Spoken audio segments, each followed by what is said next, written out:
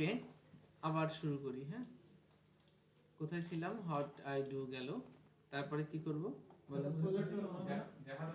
O, projector on হচ্ছে না। Projector কি অন করতে হবে মনে হয়? হ্যাঁ, সেটাই তো। আমি তো প্রজেক্টরের দিকে তাকাইছিলাম না। ঠিক আছে, তারপরে আমরা কি করব? হোয়াট আই ডু গেল, ওই গেল। আচ্ছা, এরপরে যে টেমপ্লেট যেগুলো আছে ব্র্যান্ড, এখানে কি হয়েছে যে তিনটা পার্টে আসবে, তাই তো?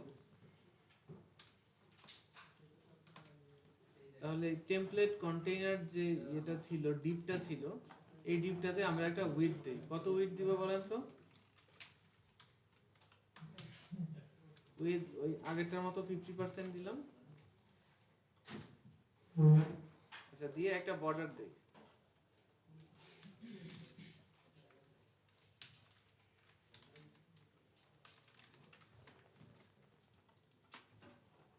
হলো? তারপরে বলি হচ্ছে মার্জিন, অটো হয়ে গেল। তারপরে কি করব? এখানে তিনটা ক্লাস আছে,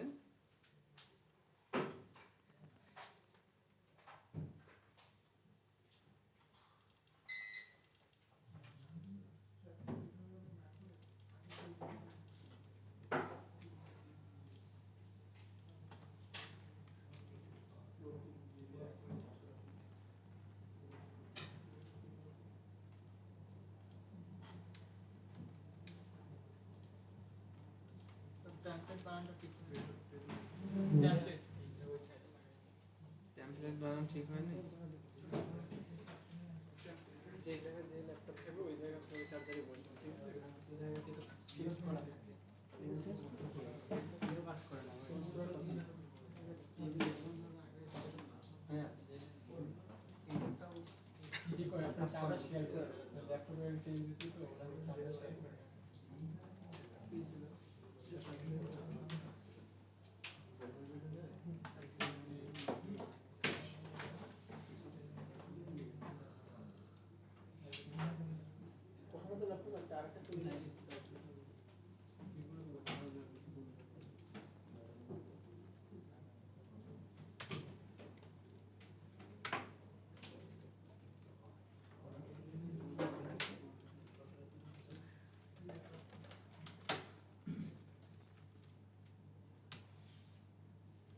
প্রজেক্ট অফ করেছি।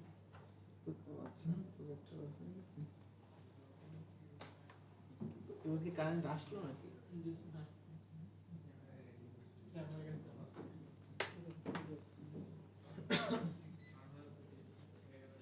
আপনারা তো চার্জার দেখে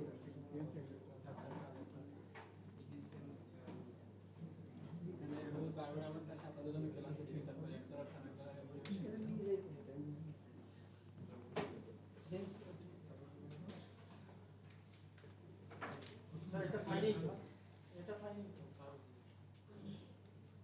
একটা গতবারও ঠিক এইভাবেই অন হয় নাই, আপনাকে ডাকতে হয়েছে। আপনি কি করছিলেন দেখেন তো, আমি কি করলাম?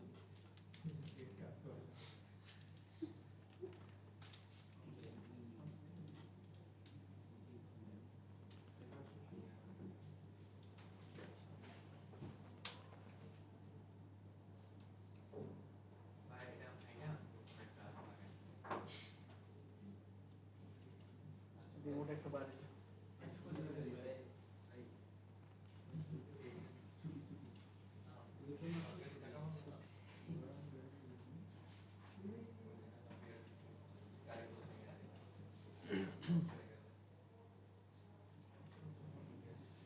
সময় লাগবে না।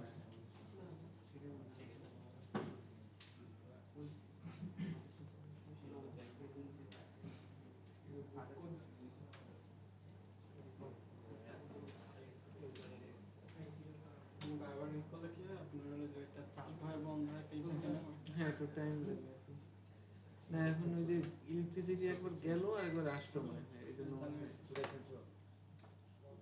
চালু বন্ধ করাটাই থাকে, ওইটা চালু হয় বন্ধ হয়।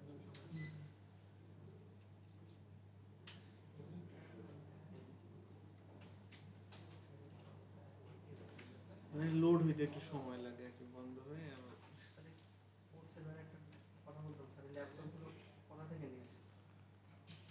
এটা তো আমি জানি না।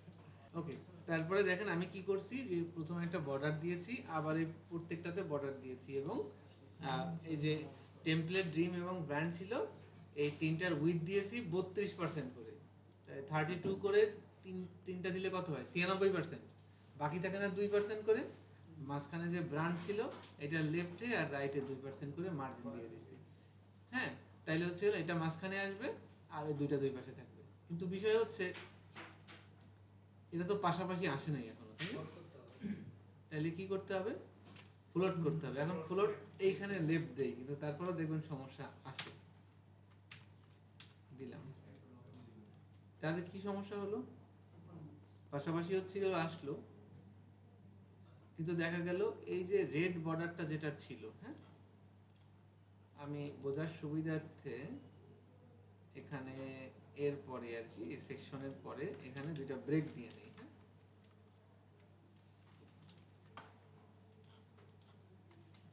ওকে, ব্রেক হয় নাই, ব্রেক হচ্ছে না কেন?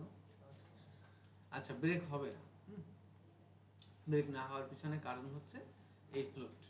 ফ্লোট কি করতে হয়, আমরা যেই কয়টাতে ফ্লোট দিছি একেবারে সবগুলোতে ফ্লোট দিতে হয়। ফ্লোটের সিস্টেমটা হচ্ছে কি হলো, একেবারে প্যারেন্ট যে এলিমেন্টটা থাকবে সেটা থেকে শুরু করে ফ্লোট একবার ব্যবহার করে সবগুলোতে দিতে হয়। ফ্লোটের একটা ধারণা আছে, যেমন আমরা সেদিন আপনাদের ক্লাস আর আইডির ধারণা বুঝাইছিলাম, এরকম ফ্লোটেরও একটা ধারণা আছে, বুঝাবো। আচ্ছা, তাহলে আমরা দেখি যে এর উপরে কি আছে। এই তিনটা ডিবের উপরে ছিল হচ্ছে টেমপ্লেট কন্টেইনার, তাহলে এটাতেও কি করতে হবে, ফ্লোট লেফট দিতে হবে। তাহলে দেখবেন এই রেড বর্ডার ছিল না এখানে, এর তো হাইটটা চলে গেছে, এখন হাইটটা ফিরে আসবে, এই যে ফিরে আসছে। ফ্লোট দিলে আবার আরেকটা সমস্যা আছে, মার্জিন অটো কাজ করে না। তাহলে আবার এটার সলিউশন করতে হবে। তাহলে এটার সলিউশন করব কি করে বলেন তো, কে বলবেন, বলেন।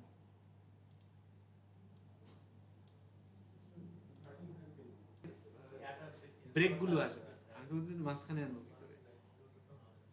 হ্যাঁ, এটা তো করা আছে, মার্জিন অটো তো কাজ করতেছে না, আমি ফ্লোট ব্যবহার করার কারণে এটা কাজ করতেছে না। তো এটা একটা সমস্যা। এটার একটা সুন্দর সলিউশন আছে। এটার সলিউশনটা হচ্ছে, আচ্ছা আগে ফ্লোট গুলো দিয়ে আসি। হ্যাঁ, সেকশনটা কোথায়, মেইন সেকশনটা কোথায় ছিল যেন, মেইন সেকশনটা ছিল টু ডু। হ্যাঁ, টু ডুতেও আমি একটা ফ্লোট লেফট দিয়ে আসি। এখন দেখবেন এই যে ব্রেকটা কাজ করবে, অর্থাৎ প্যারেন্ট যতগুলো ডিভ আছে সবগুলোতে আমি কি করেছি, ফ্লোট দিয়েছি, তাই না? ফ্লোট দিলে তাইলে এখন নিচে এই ব্রেকটা পাওয়া যাবে আশা করি, নাকি বাদ পড়ছে কোনো একটা? ফ্লোট, এটাতেও পাইলাম ফ্লোট লেফট,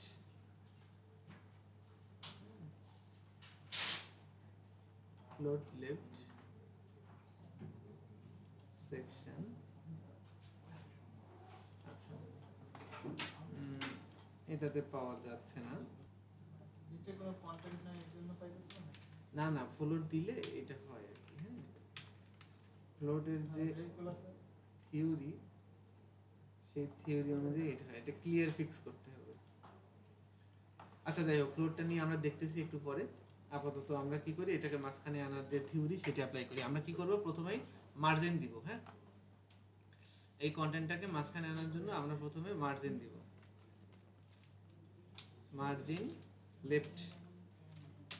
মার্জিন লেফট বলবো 50%। তাহলে দেখেন এটা সরে আসছে, মার্জিন লেফট কত হয়েছে, 50%। তারপরে হচ্ছে হলো ট্রান্সফর্ম, কি জানো, ট্রান্সফর্ম ট্রান্সলেট এক্স হচ্ছে -25%। আর একটু কমাই, 50%-এর অর্ধেক হচ্ছে 25, 25-এর অর্ধেক কত, 12.5 হচ্ছে না কেন, -25 25 30 50 হবে। ওকে, ঠিক আছে, এটা একটা সেন্টার করা রয়েছে। আচ্ছা, এখন আবার উপরের গুলো সব এলোমেলো হয়ে গেছে। আমরা কি করছি এখানে? আমার এটা ক্লোজ হইলো কি করে? আমি কি আদৌ ক্লোজ করছিলাম? ও আচ্ছা, যাই হোক, এখন দেখেন এইখানে এটা এটাও সেম ওয়েতে আমাকে সেন্টারে আনতে হবে, কারণ এই ফ্লোট লেফট দেওয়ার কারণে এই সমস্যাগুলো হয়। অ্যাকচুয়ালি প্র্যাকটিক্যাল লাইফে আমরা এখন আজকেই মাত্র শুরু করছি, তো আমি ফ্লোট মানে ইউজ করে একান্তই না পারলে আর কি আমি করি না ফ্লোট। আর যখন আপনি সিএসএস ফ্রেমওয়ার্কে আসবেন তখন দেখবেন ফ্লোটের ঝামেলা 90% কমে গেছে, হয়তো 10% ক্ষেত্রে আপনার ফ্লোট ব্যবহার করতে হবে। ফ্লোট কি করে? ডিজাইনের যে প্যাটার্ন বা ফ্লো আছে সেটাকে ব্রেক করে দেয়, ভেঙে দেয়। কিভাবে সেটা নিয়ে বলছিলাম যে আমি বলবো একটু পরে, আমি চাচ্ছিলাম এটা শেষ করে প্র্যাকটিস করতে দিয়ে পরে বলতে। আজকে যেহেতু অনেকটা টাইম নষ্ট হয়ে গেল, আজকে আপাতত আপনারা ফার্স্ট সেকশনটা অন্তত পক্ষে এইটুকু হচ্ছে প্র্যাকটিস করেন। আর যেহেতু ইনি বললেন যে স্যার এই যে সেন্টারে কিভাবে আনলাম, সেন্টারে আনলাম এইভাবে যে প্রথমবার কি করলাম, এই পুরো ডিপটাকে মার্জিন লেফট দিয়েছি 50%। 50% মানে কি বলেন তো? টোটাল যে স্ক্রিনটা সেটাকে যদি ভাগ করি দুই ভাগে, তাহলে বাম পাশে 50%, ডান পাশে 50%। মার্জিন 50% যখন করে দিয়েছি তখন একেবারে এইখান থেকে শুরু করে এই পর্যন্ত কি 50% সরে গেছে, ঠিক আছে? এখন আমার এই যে জিনিসটা 50% সরে গেছে, অর্থাৎ এটা তো একটা পুরো লাল একটা বর্ডারের ভিতরে একটা ডিপ, তাই না? ওই পোরশনটা এলোমেলো হয়ে গেছে, এটা আমরা ঠিক করবো। হ্যাঁ, আপাতত এটা নিয়ে কথা বলতেছি না। তো এখন কি হচ্ছে যে এই যে লাল যে ডিপটা, এই পুরো ডিপটার উইথ যদি 100% হয়, এই পুরো ডিপটার উইথ কত? 100%। এখন এটাকে যদি 50%, মানে ঠিক এটার মাঝামাঝি কোন জায়গায়, এই যে ব্রান্ড যে কলামটা, এই কলামটার মাঝামাঝি বরাবর যদি এই পর্যন্ত যদি আমি টেনে বাম দিকে এইখানে আনি, তাহলেই তো এই ডিপটা মাঝখানে হয়ে যাবে, তাই না? বুঝাইতে পারছি আমি? সেটা করার জন্য কি করতে হয়? সিএসএস এর একটা প্রপার্টি আছে ট্রান্সফর্ম, আর ট্রান্সলেট এক্স মানে কি, এক্স অক্ষ বরাবর ডানে বামে সরবে। বামে সরছে মানে মাইনাস 50%, মানে ওই যে টোটাল ডিপটার উইডের অর্ধেক। এখন সবচাইতে মজার কথা কি জানেন? হ্যাঁ বলেন। আমরা কি এই জিনিসটা একটা রো এবং কলাম দিয়ে করতে পারতাম না? মানে রো এবং কলাম দিয়ে আপনি টেবিল হচ্ছে যে এই বর্ডার যেগুলো ছিল, এই যে এইখানে যে লেখাগুলো ছিল, এগুলোকে বর্ডারগুলোকে তুলে দেয় আর কি।